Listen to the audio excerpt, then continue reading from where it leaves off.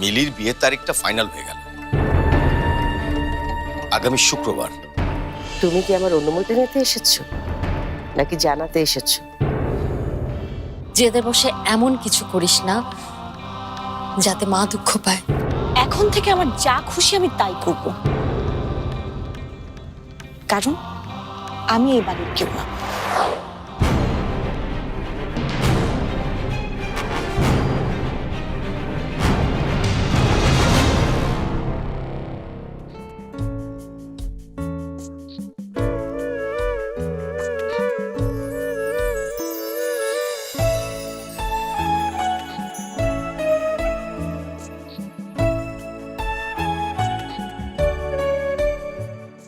এইখানে একটা সই কর। আজ থেকে ইমরানের সাথে সাথে আমার যা কিছু আছে তার অর্ধেক মালিক তুই। পারবি না, আর কোনোদিনও পারবি না। চাইলেও তুই আর কোনোদিন এ বাড়ি ছেড়ে যেতে পারবি না। দেখ তোকে আমি কি বাঁধনে বেঁধে ফেললাম। মা, এটা হতে পারে না মা। আমি কেন এবারে অংশীদার হব? এটা অসম্ভব মা, এটা অসম্ভব। আমার বাগানের গাছগুলো আজ খুব এলোমেলো। বাইরে থেকে যেমন আক্রমণ আসছে, তেমনি ভেতরে খুব আগাছা আছে। তোকে আজ এই বাগানের মালি হতে হবে। তোকে দিয়েই তো আমি আমার বাগানের বেড়াটা দিচ্ছি রে শাম্মী। তুই ছাড়া যে আমার আর কেউ নেই রে মা।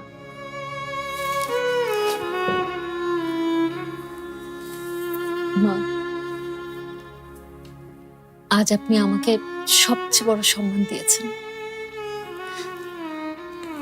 আজ আমার জীবনের সবচেয়ে আনন্দের দিন।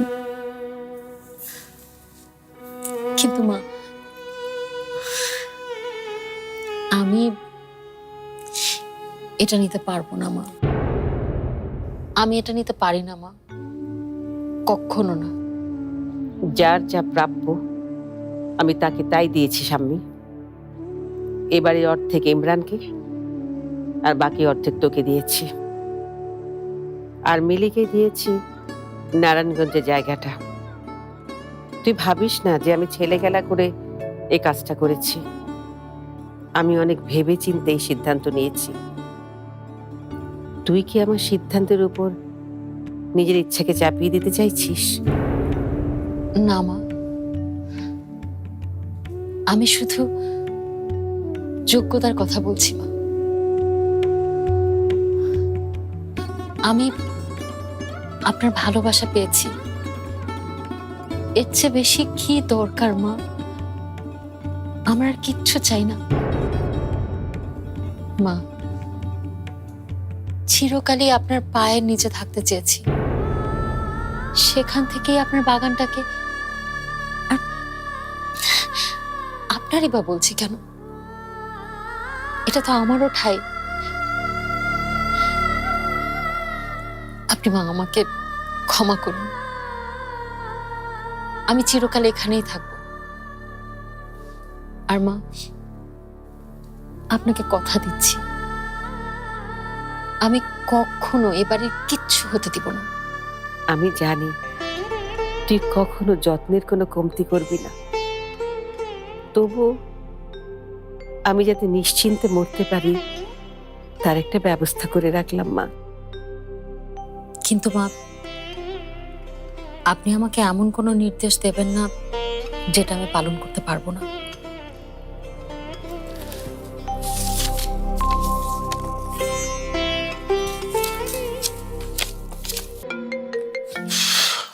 আবার কে? হ্যালো হ্যালো, এই কোথায় তুই? আরে এদিকে আমি একা একা তো একদম পাগল হয়ে যাচ্ছি। ইমরান শোন না, আমি তো বিরাট ফাঁসা ফেসে গেছে। আমাকে ব্যবসার কাজে এক্ষুনি চিটাগাং রওনা দিতে হচ্ছে। হ্যাঁ, রাতের মধ্যে চিটাগাং থাকতে হবে। তুই কিছু মনে করিস না ভাই, প্লিজ। মানে কি? আরে বাবা, আমি ঢাকায় ফিরে এসেই তোর সঙ্গে যোগাযোগ করছি। হ্যাঁ, কিছু মনে করিস না ভাই, প্লিজ প্লিজ। হ্যাঁ ঠিক আছে। কি হলো? রইস আসতে পারবে না। ওদিকে দেখো, মিষ্টি নিয়েও এখনো কেউ এলো না। এই যে সে তখন থেকে এখানেই দাঁড়িয়ে আছেন, মিষ্টি নিয়ে যে আসছে সে বাড়ি চিনতে পারছেন, একটু বাইরে গিয়ে দাঁড়ান। এই তুমি কে বলতে আছো? আমাকে বলতে আছো? মামা যান না একটু, বাইরে গিয়ে দাঁড়ালে অন্তত মানে হাওয়া লাগবে গায়ে, যান না প্লিজ। হয়, হাওয়া তো খাওয়া লাগবে, হাওয়া গুড ফর হেলথ। হাওয়া কেমন জানি একটু বেশি ঠান্ডা ঠান্ডা লাগতে আছে। যাই, সমস্যা নাই।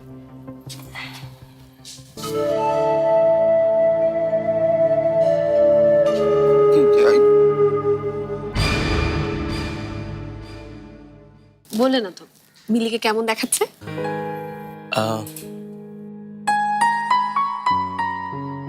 ভালো। তুমি মিলির ওখানে যাও না। ওরা কখন আসবে বলেছে কিছু? ওরা আবার কি, ফায়াজ তো একাই আসছে। বিয়েটা যে ফায়াজ গোপনে করছে তুমি ভুলে যাও কেন? না হলে এত বড় শিল্পপতির ছেলে, তোমাদের এখানে তো উপচে পড়া ভিড় হতো, আর মিডিয়া টিডিয়া এসে একদম হুলস্থুল বাজিয়ে দিত। সেটা একদিক দিয়ে ভালোই হয়েছে, আর না হলে এত হাঙ্গামা কে করে? কি ফায়াজ গোপনে বিয়ে করছে বলে চিন্তা করছো? শোনো, এসব নিয়ে একদম চিন্তার কিছু নেই, এগুলো আজকাল হয়। না না, ফায়াজ ভালো ছেলে, ওকে নিয়ে আর কি ভাববো বলো? তাহলে আমার কি মনে হয় জানো, এই যে এত ঝলমলে ব্যাপার স্যাপার, এসবের আড়ালে কিছু একটা হচ্ছে, কিছু একটা হচ্ছে, সেটা আমি বুঝতে পারছি, কিন্তু কি হচ্ছে সেটা ধরতে পারছি না। আচ্ছা, তুমি যাও, মিলির কাছে যাও।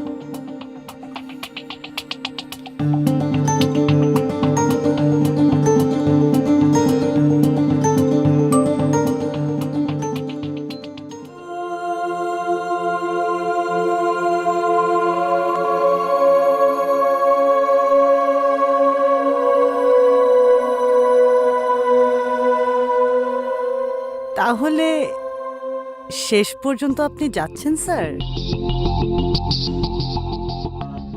যাচ্ছি, কিন্তু কিন্তু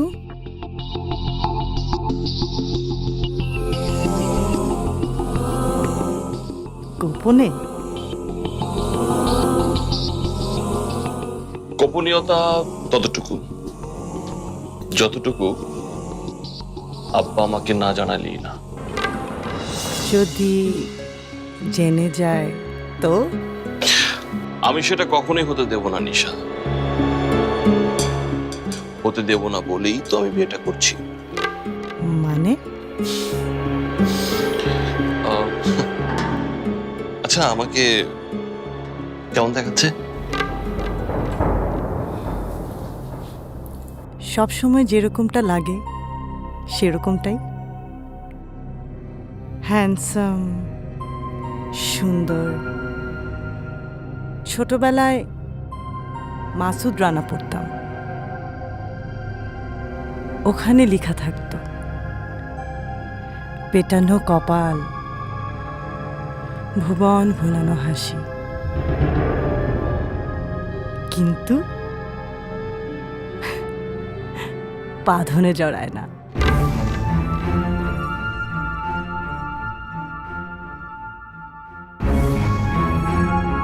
কি যেন বললে? টানে, বাঁধনে জড়ায় না। তোমার কথাটা আমার পছন্দ হয়েছে।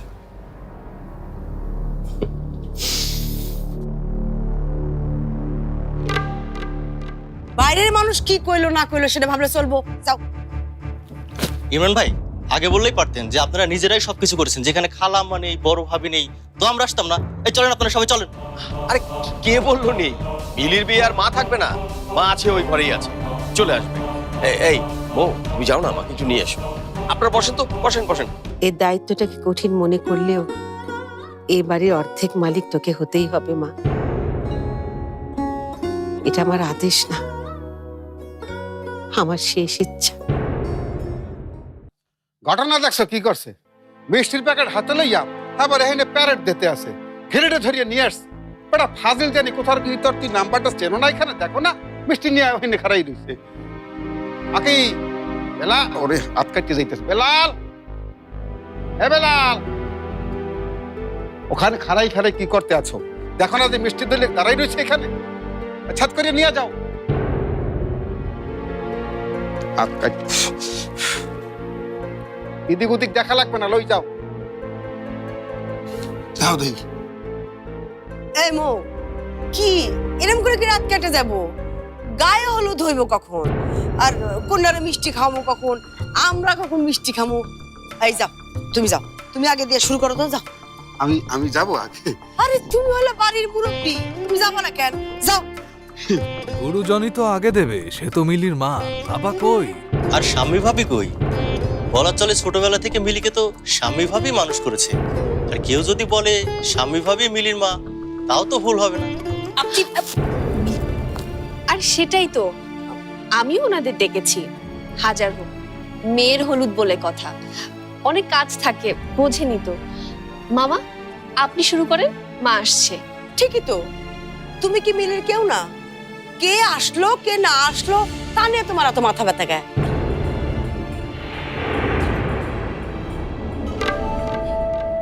যার বিয়ে তার খবর নাই, পাড়াপড়শির ঘুম নাই। ভালোই বলেছেন আপনি। আর কোনোদিন ভাবিনি এই বাড়িতে এসে এই ধরনের কথা শুনতে হবে। গুড। হবে না, এখানে তো মায়ের চেয়ে মাসির দরদই বেশি। এই তুমি যাও না কেন? বাইরের মানুষ কি কইলো না কইলো সেটা ভাবলে চলবো? যাও। ইমরান ভাই, আগে বললেই পারতেন যে আপনারা নিজেরাই সবকিছু করেছেন, যেখানে খালা মানে বড় ভাবি নেই, তো আমরা আসতাম না। এই চলেন, আপনারা সবাই চলেন, চলেন সবাই। শোনেন শোনেন শোনেন, আপনারা কোথায় যাচ্ছেন? রাতের খাবারটা অন্তত খেয়ে যান। আমরা তো আর খাবার খেতে আসিনি ইমরান ভাই, আমরা এসেছি মিলির গায়ে হলুদ একটু আনন্দ ফুর্তি করতে। সেখানে আপনার মা নেই, স্বামী ভাবি নেই, তো আমরা থেকে কি করবো? আরে কে বললো নেই? মিলির বিয়ে আর মা থাকবে না? মা আছে, ওই ঘরেই আছে, চলে আসবে। এই মো, তুমি যাও না, আমাকে একটু নিয়ে এসো। আপনারা বসেন তো, বসেন বসেন, খেয়ে যাবেন। কি বলেন, এখন চলে যাবেন? বিয়া বাড়িতে এরকম একটু একটু হয়, আপনাকে পরিবারে বিয়া হয় না, সেখানে একটু সমস্যা হয় না ভাই? আপনারা না খাই যাই না। যাও না।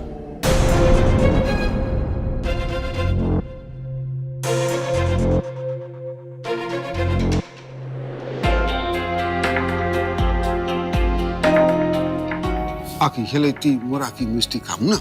ওরে তখন কেবল বিয়ে হয়েছে আমাদের। পুরনো ঢাকায় ছোট্ট একটা ঘর নিয়ে থাকতাম। ইমরানের বাবা অনেক পরিশ্রম করতেন, কিন্তু পরিশ্রমের আয় কোথায় যেন ভেসে যেত। জেলা শহর থেকে এসেছে দুজনে, ওই ছোট্ট ঘরটায় দম বন্ধ হয়ে আসতো। এক একবার মনে হতো আবার ফিরে যায় আমাদের জেলাতে। এরই মধ্যে ইমরানের বাবার এক ব্যাংকার বন্ধুর কাছ থেকে লোন পেলেন। এখানে ছোট্ট জমিটা কিনে আমাদের নিজের বাড়ির একটা দেয়াল উঠালেন। কিন্তু সেই বাড়ি আর শেষ হয় না, টাকা শেষ। আমি আর ইমরানের বাবা এসে মাঝে মাঝে ওই দেয়ালটার দিকে তাকিয়ে থাকতাম, হাত দিয়ে ছুঁয়ে দেখতাম আর ভাবতাম এ বাড়ি একদিন হবে।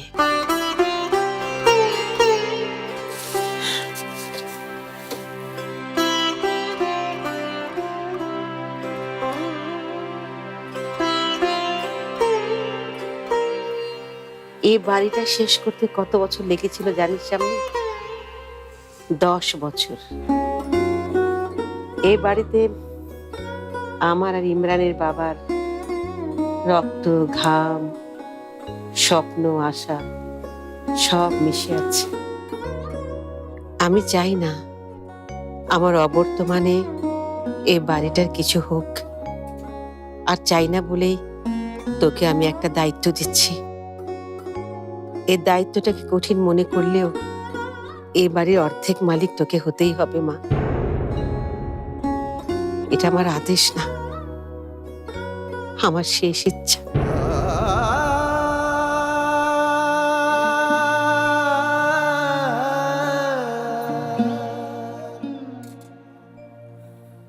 তুই আমাকে কথা দে মা, তোর জীবনের শেষ পর্যন্ত তুই এ দায়িত্ব পালন করবি।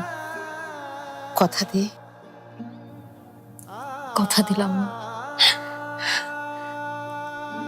তোকে আরেকটা কথা আমাকে দিতে হবে, এই উইলের কথা যেন কেউ না জানে, কারণ সবার জানার সময় এখনো আসেনি।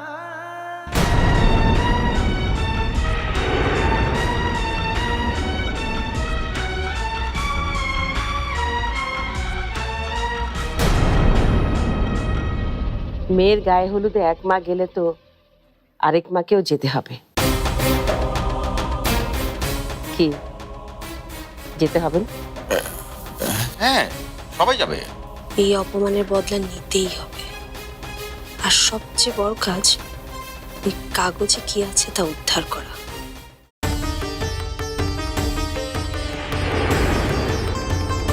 আমি মনে হয় ভুল সময় চলে এসেছি, আমি চলি।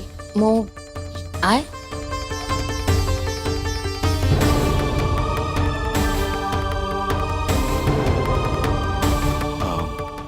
মা, মিলি তো হলুদে বসেছে। তোমাকে তো হলুদের অনুষ্ঠানে থাকতে হবে মা।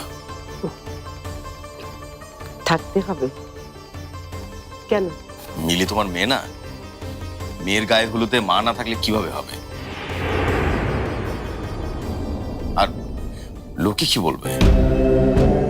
ও, তাহলে লোকের মুখ বন্ধ করার জন্য আমাকে ডাকতে এসেছো? তুমি না মনের কথাটা ঠিক মতো বলতে পারো না। বাইরে দাঁড়িয়ে যেন কি কি বলছিলে, মাকে ছাড়া খালি খালি রাখছে সব। আর এখানে এসে দেখেন না মা কেমন করে সব কথা পেঁচিয়ে ফেলছে। থাকবো, বানিয়ে বানিয়ে আর কথা নাই বা বললে। বানিয়ে বলিনি, বাইরের সবাই আপনার জন্য অপেক্ষা করছে মা। থাক সামনে, আমাকে নিয়ে চল। কিন্তু মেয়ের গায়ে হলুদে এক মা গেলে তো আরেক মাকেও যেতে হবে।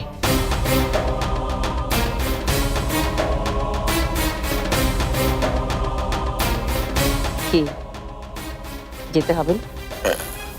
হ্যাঁ, সবাই যাবে। তুমি তুমি চলো না। মানে মা, সবাই বসে আছে তোমার জন্য।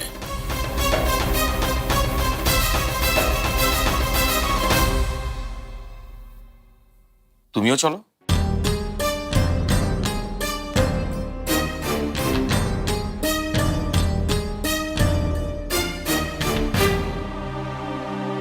শান্ত হব, শান্ত। এই অপমানের বদলা নিতেই হবে।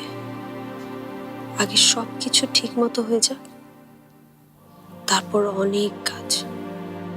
আর সবচেয়ে বড় কাজ ওই কাগজে কি আছে তা উদ্ধার করা।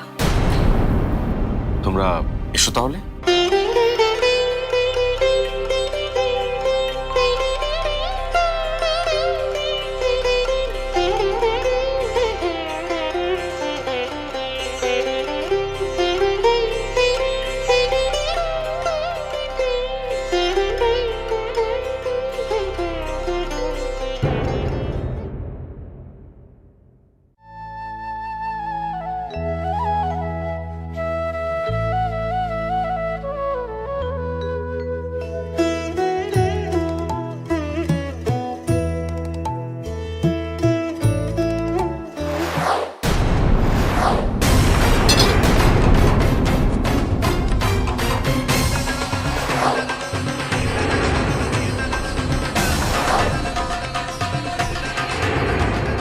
আপনি কিন্তু আমাকে কথা দিয়েছিলেন এই বিয়েতে আর যাই হোক কিন্তু উনি থাকবেন না।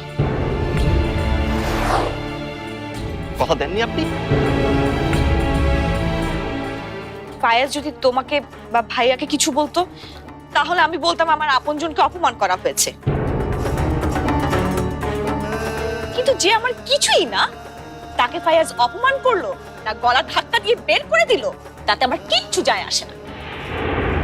একটা কাঁটা আমার বুকের মধ্যে বিঁধেছিল, ভেবেছিলাম অন্তত একটা বার আমার মেয়েকে আগুনে ঝাঁপ দেওয়ার জন্য নিষেধ করা উচিত। কিন্তু আজ দেখলাম ও পতঙ্গ হয়ে গেছে। আগুনে ঝাঁপ দেয় ওর নিয়তি।